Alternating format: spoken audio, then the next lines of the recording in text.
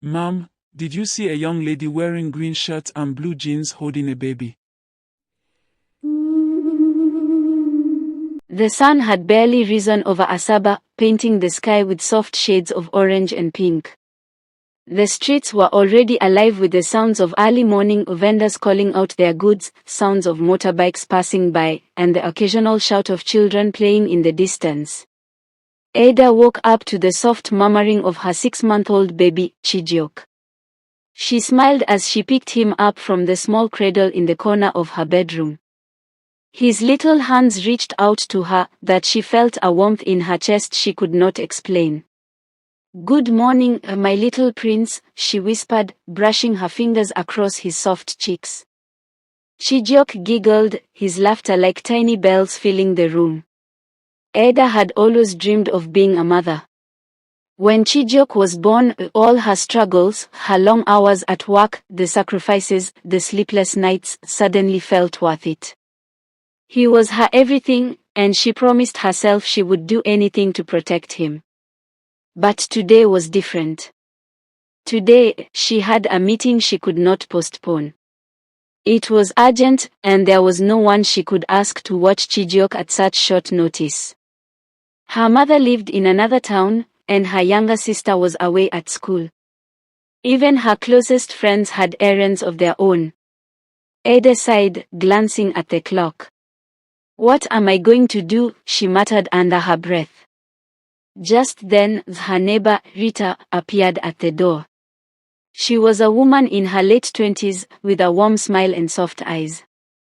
Ada had seen her around before, always chatting with neighbors or helping out children in the compound. "Good morning, Ada," Rita said cheerfully. "Your baby is so beautiful. I've always wanted to hold him." Ada hesitated. There was something about Rita that felt trustworthy. Maybe it was her gentle voice or the way she moved carefully around children. I have to go for a meeting," Ada said slowly. "I won't be gone for long, but I don't have anyone to watch him." Rita's eyes sparkled. "Oh, don't worry. I love babies. I can watch him for you." Ada looked at Chijioke, who was now staring at Rita with curious eyes. She wanted to believe Rita. She wanted to trust that someone could be kind. "All right," Ada said finally, handing Chijioke to her neighbor. "Just for a short while. Please be careful." Rita smiled broadly and took Chijioke in her arms as if he were the most precious thing in the world. Ada felt a strange mix of relief and anxiety. She turned away, promising herself she would hurry back. As Ada left her apartment, she couldn't shake the tiny voice in her head warning her to be careful. But she pushed it aside. After all, Rita seemed kind. What could go wrong in a few minutes?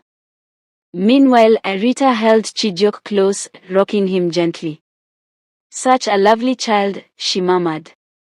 Her voice was soft, but there was something hidden beneath the calmness. She studied Chijioke's small features, memorizing the curve of his cheeks, the shape of his eyes. Ada walked down the street, her mind on her meeting, but a small worry lingered like a shadow that she could not shake off. She glanced over her shoulder and saw Rita waving goodbye. "Be back soon," Rita called, smiling. Ada waved back, unaware that this small act of trust would soon change her life forever. Rita walked slowly back into the apartment, holding Chijioke close. She sang softly, a tune that seemed sweet at first, but carried a strange, almost haunting quality. Chijioke gurgled and reached out to her, trusting her completely. Rita smiled, but her eyes were calculating. She had watched Ada from afar before, noticed how much she adored her child. It had not been difficult to earn Ada's trust.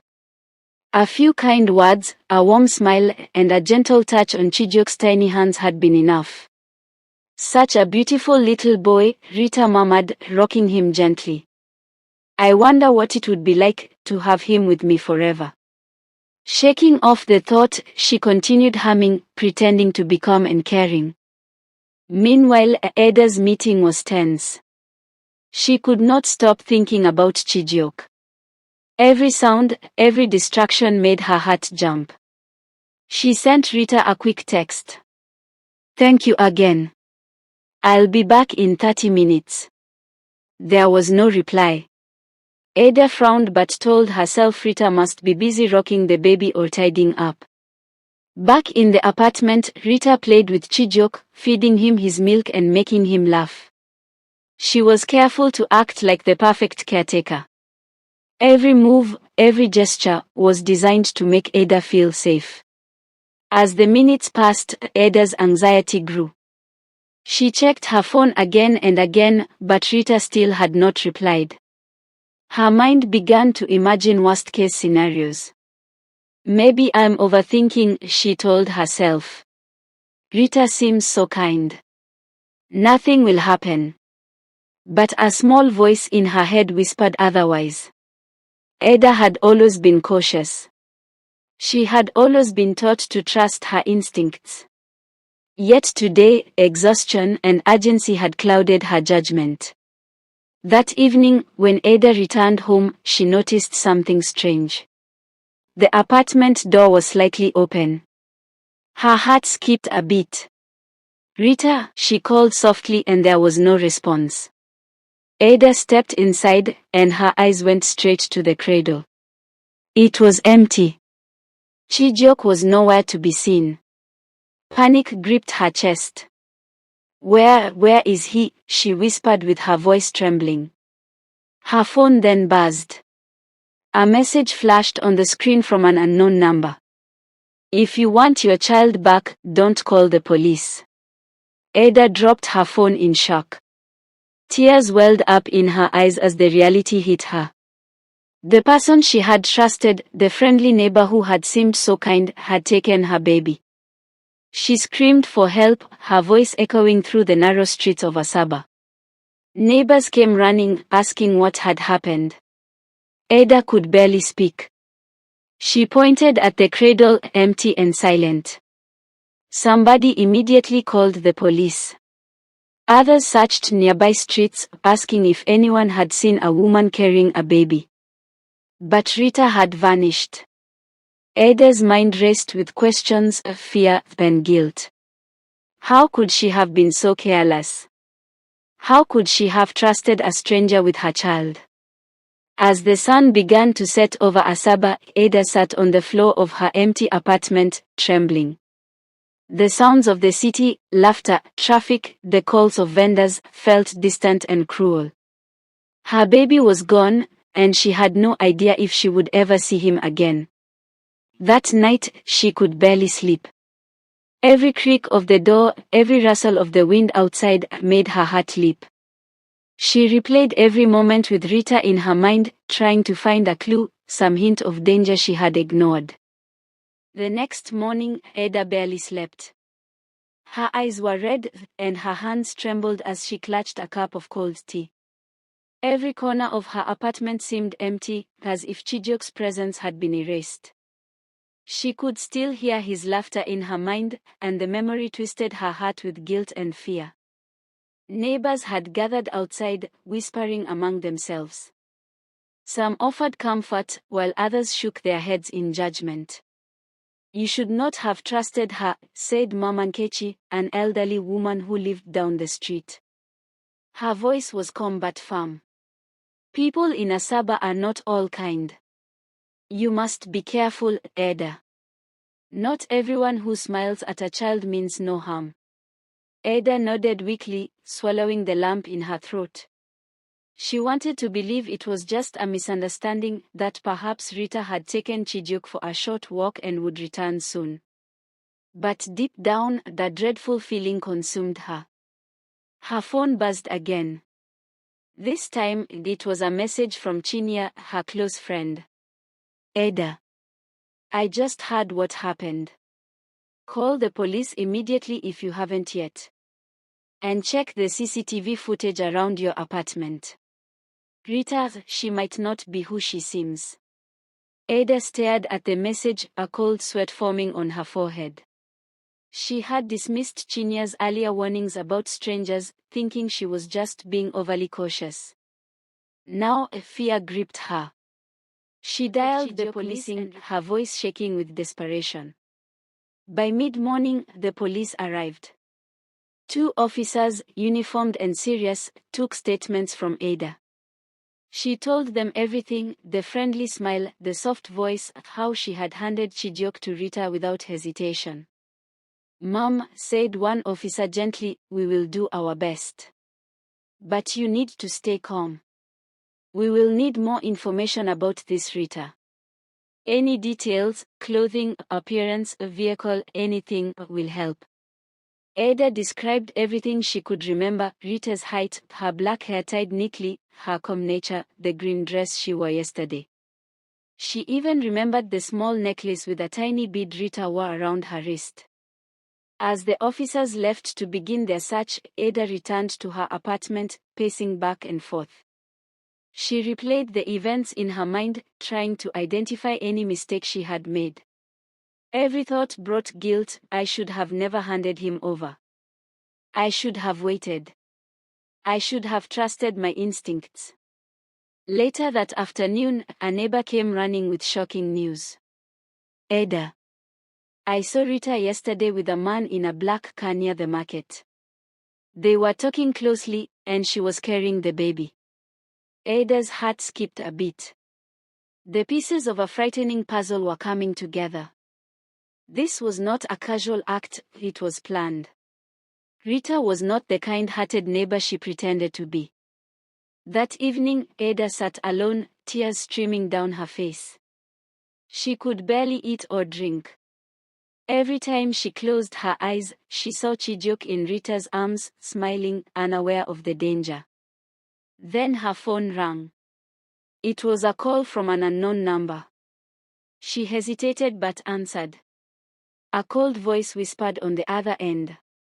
"Keep quiet, or you will never see him again." The line went dead. Ada dropped the phone, shaking uncontrollably. The first warning had turned into a terrifying reality: her baby had been taken by someone she thought she could trust, and now, the stranger was sending threats. That night, as the city of Asaba slept under the dark sky, Ada sat by the window, staring at the quiet streets. Fear, guilt, and helplessness washed over her. She vowed silently, through sobs and trembling lips, she would not rest until Chijioke was back in her arms. But deep down, she knew the road ahead would be long, dangerous, and full of uncertainty. The next morning, the police officers visited her apartment, asking neighbors for information, checking for CCTV cameras, and interviewing passers-by near her compound. But it was as if Rita had vanished into thin air. No one seemed to know where she had gone. Ada tried to retrace her steps from the previous day. She remembered handing Chijioke over, trusting Rita's smile, and then leaving for her meeting. She hated herself for every second she had spent away. By late morning, her neighbor rushed in, breathless and panicked. "Ada, I saw a woman matching Rita's description near the river bank. She had a baby with her." Ada's stomach churned. Her mind raced with possibilities. How could someone take her baby and disappear so quickly? She called the police immediately, giving them the new information. Hours later, Ada received a phone call from a police officer. His voice was serious. "Mom, we have some information. Rita has a history. She was arrested years ago for child abduction and fraud, but she was released. She has been under the radar since then, but it appears she may have resumed her old habits. We are coordinating a search team to find her and the child." Ada's heart sank. The woman she had trusted, the one she had smiled at and allowed near her baby, was a criminal. All the warnings she had ignored were now true. Tears streamed down Ada's face as she sat on the floor, clutching a small blanket Chijioke had left behind. Every fiber of her being screamed with guilt and fear. She had allowed her baby to be carried by a stranger, and now the consequences were terrifyingly real. Neighbors rallied around her, offering support and advice. Some were angry, some sympathetic, but all were united in concern for Chijioke. Ada realized how quickly trust could be broken and how fragile safety could be when placed in the wrong hands. That evening, Ada made a decision. She would not wait passively. She would do everything in her power to find Chijioke. She began compiling every detail she knew about Rita, the clothes she wore, her mannerisms, even the subtle ways she had interacted with the baby. She spoke with Mama Ebol, an observant neighbor who had seen Rita speaking to strangers near the bus stop the previous day. Together, they mapped out potential locations where Rita might take the baby, including abandoned buildings, marketplaces, and even remote areas outside Asaba. The hours dragged on, each minute feeling like an eternity. Ada could barely eat or drink, and her sleep was filled with nightmares of losing Chijioke forever. Every sound in the apartment made her jump. Was it Rita returning? Was it Chijioke crying somewhere nearby? The next morning, Ada awoke to the buzzing of her phone. Her eyes were puffy from lack of sleep, and her hands trembled as she answered the call. It was Officer Chaku from the local police station. "Mom, we've found something," he said, his voice steady but serious. "We traced Rita's phone to a neighborhood near the old market. We believe she might still be in Asaba or nearby. We are organizing a search team to comb the area." Ada's heart leapt. Relief and fear battled inside her. Could Chijioke still be alive? She wondered, clutching the blanket he had left behind. The police arrived at the location, then Ada joined them, her eyes scanning every alley, every corner, hoping for a glimpse of her baby. Mama Ebol came along, holding her own small bag of essentials. "Ada, we have to stay focused," she said gently. "We can't afford to panic now. Every detail matters." As they moved through the narrow streets of Asaba, Ada noticed small signs that Rita had passed through: a green scarf caught on a fence, footprints leading toward the riverbank, then discarded baby wipes near an abandoned shop. Officer Chaku nodded. "These are good clues. Rita is cautious, but she's leaving small signs, either by accident or intentionally. We follow them carefully." Ada's mind raced. She remembered every interaction with Rita, replaying conversations, gestures, and even the way Rita had hummed to Chijioke. At first, it seemed innocent, but now it felt like a warning she had missed. Later that day, Ada received a call from another neighbor, Mrs. Okoye. "Ada, I saw Rita at the bus station earlier, speaking to a man in a black van. She had the baby with her. I think they were planning to leave Asaba." Ada's chest tightened. The thought of Chijioke being taken far away terrified her. She told Officer Chaku immediately, and the police coordinated checkpoints along the major roads leading out of the city. As dusk approached, Ada sat on the steps outside her apartment, exhausted and tearful. Her mind was a whirlwind of fear, guilt, and hope. She could not stop thinking about what might happen to Chijioke if they didn't find him soon. Then, a small piece of information changed everything. Officer Chaku returned with a serious expression. "Ada, we checked the police records. Rita has been involved in several child abduction cases before. Some families paid ransom, others never saw their children again. We believe she might be part of a network that sells children to people who cannot have their own." Ada's stomach dropped. The danger was far greater than she had imagined. This was not a simple kidnapping, it was organized, planned, and ruthless. The next morning, Ada awoke with a heavy heart. Every moment since Chijioke's disappearance had been a blur of fear, panic, and restless nights. Her apartment felt empty, echoing with memories of her baby's laughter and soft coos. The police were still searching tirelessly, checking every lead Ada had provided. But Rita seemed to have vanished into thin air. Ada felt like she was running out of time. Each minute without Chijioke weighed heavily on her heart. Mama Abel came by early, carrying a small bag of essentials. Ada, we need to stay alert, she said gently, talking to people near the river and around the old market. Some of them saw Rita with a black van yesterday evening. If we can get a closer look, maybe we'll find a clue. Ada nodded, her hands trembling. She felt helpless but knew she had to keep going. Throughout the day, Ada tried to keep herself occupied, but the fear never left. She visited the police station multiple times, hoping for updates. Officer Chaku reassured her every time. We are following all the leads, Ada. The van has been spotted near the outskirts of Asaba. We believe Rita is still in the city, but she's moving carefully. We need to be patient. Patience was the hardest part. Ada's mind replayed every mistake she had made, trusting Rita, leaving Chijioke in her arms, and ignoring the small warnings. The guilt was unbearable. By evening, Ada sat near her window, clutching Chijioke's blanket tightly. She listened to the distant sounds of Asaba, the honking cars, children playing, and occasional laughter from neighbors.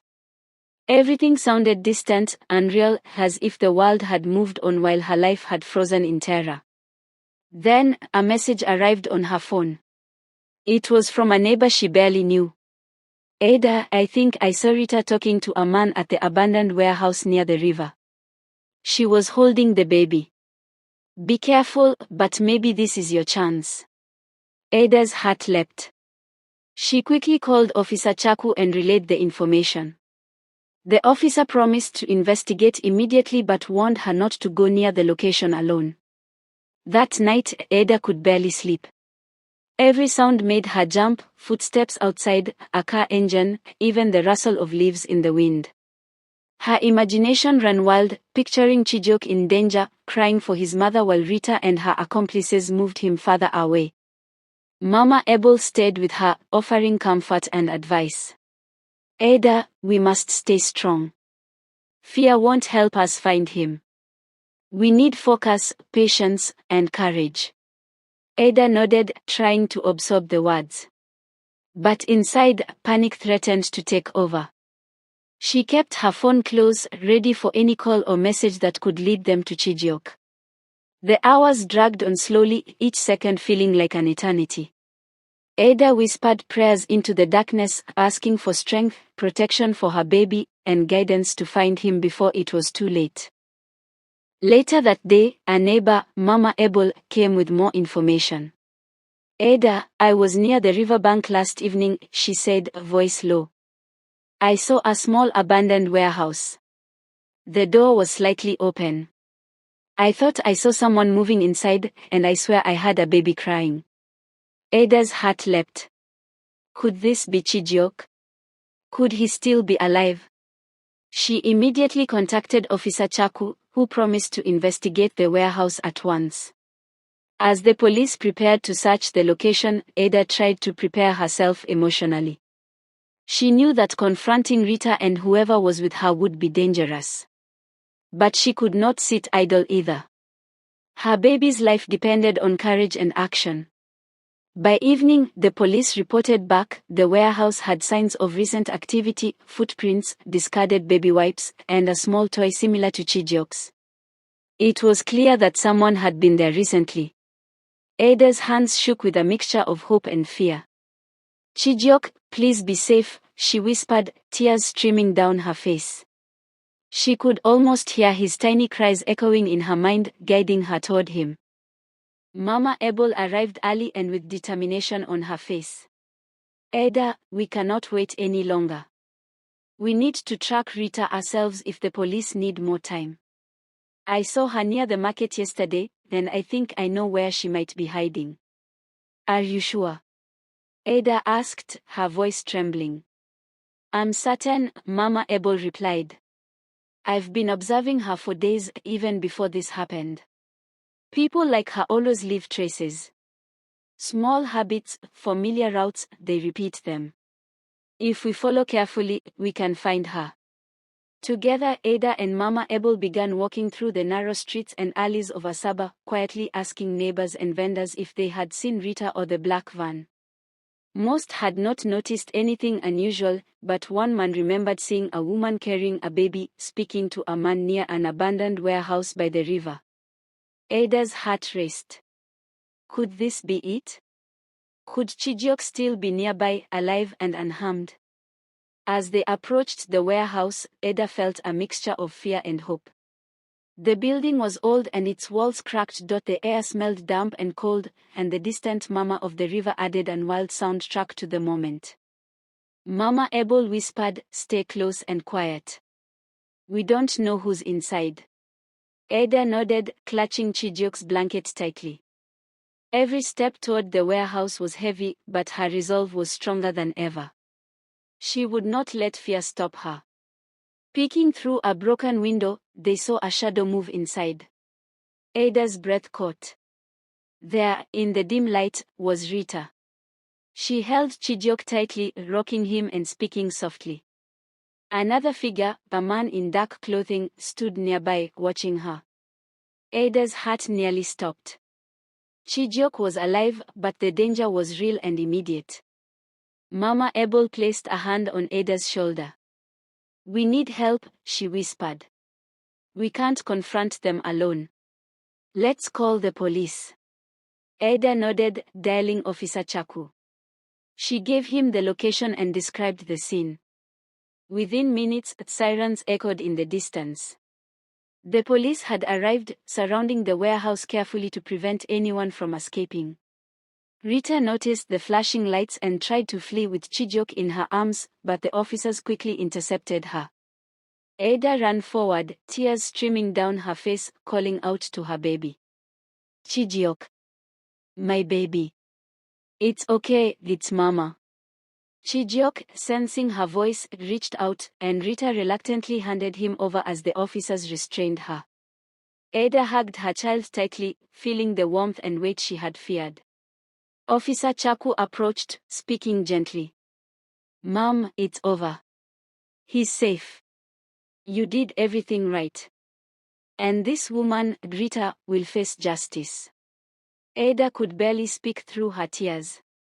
She held Chijioke close, whispering promises and apologies, feeling a mixture of relief, gratitude, and lingering fear. Mama Abel smiled softly. "Ada, you stayed strong. Your love and vigilance brought him back." As the sun set over Asaba that evening, Ada finally allowed herself to breathe. Chijioke was safe, and the nightmare that had haunted her for days was ending. But the lesson was clear and unforgettable: not everyone could be trusted with a child, no matter how kind they appeared. Ada whispered into Chijioke's soft hair, her voice shaking but resolute. "I will never let anyone carry you again without knowing their heart. You are mine, and I will always protect you." Rita was arrested and sentenced to 10 years imprisonment for child trafficking.